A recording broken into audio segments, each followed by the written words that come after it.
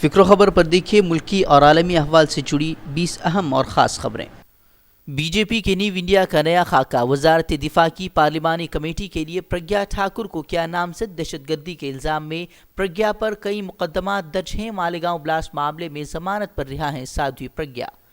J N you طالب علم نجیب احمد کی گمشدگی کا معاملہ راؤس ایونیو کورٹ میں آج سماعت۔ گزشتہ سماعت میں سی بی آئی نے سی وی آر مہیا کرانے سے کیا تھا انکار۔ نجیب کی والدہ نے کال ریکارڈ مہیا کرانے کے لیے داخل کی تھی عرضی۔ 2018 میں سی بی آئی نے داخل کی تھی کلوزر رپورٹ۔ الیکٹورل بانڈ معاملے میں اپوزیشن کے نشانے پر مرکزی سرکار، چندہ دینے والے کا نام ظاہر نہ کرنے پر غلام نبی آزاد نے اٹھائے سوال۔ کہا اس سے چندے کی شفافیت ہو جائے گی ختم، سیاسی جماعتوں کو جعلی کمپنیوں کے کالے دھن کا استعمال کرنے کا ملے گا موقع۔ آر بی آئی اور الیکشن کمیشن نے بھی اس پر جتایا تھا اعتراض۔ کنوارے بابا رام دیو کا آبادی پر کنٹرول سمیت ملک میں ایکسا سول کوڈ نافذ کرنے اور گوکشی پر مکمل پابندی کا مطالبہ۔ کہا قانون کے نفاذ کے لیے مرکز پر دباؤ کے مقصد سے مہم شروع کرنے کی ضرورت۔ بابا رام دیو نے گوکشی کے نام پر مسلمانوں کے خلاف نفرت پیدا کرنے کی بھی کی کوشش۔ کہا مسلم سماج کو بھی گوکشی کی کرنی چاہیے مخالفت۔ یو پی میں علی گڑھ یونیورسٹی کی مسلم پروفیسر پر کشمیر کے سلسلے میں پوسٹ کرنے پر درج کیا گیا مقدمہ۔ پروفیسر نے کشمیر میں پابندیوں کو بتایا تھا تکلیف دہ، بندشوں پر جتایا تھا افسوس۔ ہندو مہاسبھا نے پوسٹ کو قرار دیا ملک کی سالمیت کے لیے خطرہ۔ کولکتہ میں فلمی انداز میں بلڈنگ سے ہوئی نوٹوں کی بارش۔ پرائیویٹ فرم میں ڈی آر آئی کی چھاپہ ماری کے دوران اوپری منزل سے گرائی گئی نوٹوں کی گڈیاں۔ پیسہ لوٹنے کے لیے لوگوں میں مچی افراتفری۔ مہاراشٹر میں حکومت سازی کو لے کر ہلچل تیز۔ آج کانگریس این سی پی کی میٹنگ کے بعد سرکار بنانے کا باقاعدہ ہو سکتا ہے اعلان۔ سنجے راوت بولے دسمبر میں بن جائے گی سرکار۔ ادھو ٹھاکرے کو بتایا عوام کی پسند کا وزیر اعلیٰ۔ ایک بار پھر مرکزی حکومت نے دہرائی ملک میں این آر سی نافذ کرنے کی بات۔ امت شاہ نے کہا آسام میں بھی دوبارہ ہوگا این آر سی کا عمل۔ کہا کسی بھی مذہب کے لوگوں کو ڈرنے کی نہیں ہے ضرورت، لیکن شہریت ترمیمی بل کے سہارے مسلمانوں کو چھوڑ کر سبھی اقلیتوں کو شہریت دینے کی بھی کہی بات۔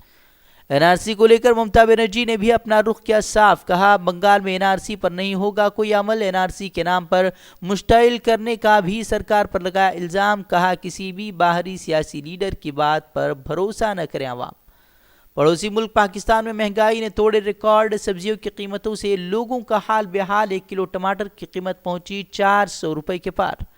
بی ایس ایف کے جوان ریاض الدین شیخ کی ضمانت پر رہائی کی عرضداشت سماعت کے لیے منظور۔ گزشتہ سال نومبر میں پاکستان کے لیے جاسوسی کے الزامات کے تحت کیا گیا تھا گرفتار۔ جمعیت علماء فراہم کر رہی ہے قانونی امداد۔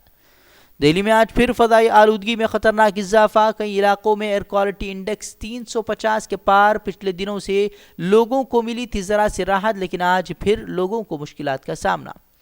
کرناٹک میں خفیہ محکمے کا سیاسی حریفوں پر نظر رکھنے کے لیے بھیجا استعمال۔ وزیر اعلیٰ کی حرکت پر الیکشن کمیشن نے بھی برہمی کا کیا اظہار۔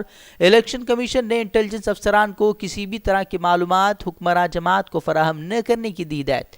بھوپال میں کل سے 4 روزہ عالمی تبلیغی اجتماع کا آغاز۔ 35 ممالک سے 10 لاکھ سے زائد افراد کے پہنچنے کی امیدیں۔ خصوصی بسوں اور خصوصی ٹرینوں کا بھی انتظام۔ پولیس سیکیورٹی کے بھی سخت انتظامات۔